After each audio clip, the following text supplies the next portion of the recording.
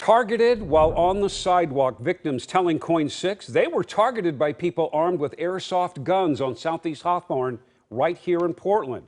And now police want to know if it's part of a concerning TikTok trend. Elise Haas is talking with one of the victims in this case, and they're hoping officers can catch the criminals. Elise?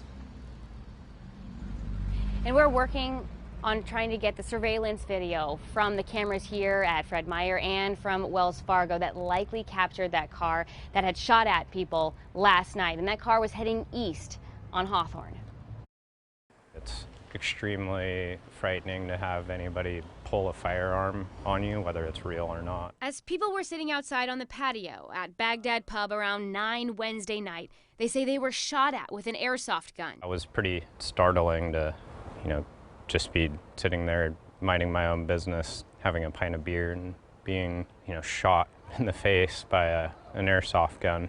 The victim I talked to preferred to remain off camera for safety, shaken that this happened in the neighborhood. It hit me, close enough to my eyes. It could have potentially done serious damage. They can cause pretty severe injuries. One of the real concerns about these types of guns, too, is the fact that some of them look really real. Portland police have heard rumors about a trend on TikTok where teens are shooting at strangers with airsoft guns and posting videos of it on social media. They're concerned about this, but haven't yet confirmed this is happening here. If an airsoft shooting like this happens again, police ask everyone to be a good witness. Take note of what the description is of the suspect vehicle. If there's a license plate on it, try to capture that. Officers want you to send all crime tips their way. Those details can really help us when we're investigating these crimes, because it is a crime. We're talking about injuring another person using a BB gun, and it's the real deal.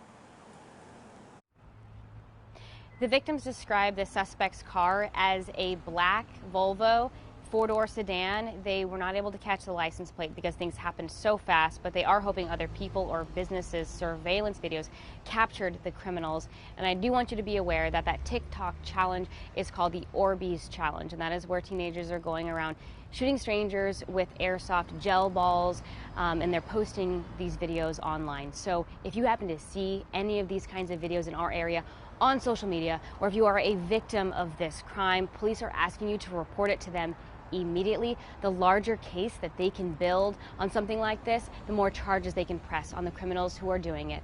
Live in Southeast Portland, Elise Haas, KOIN 6 News.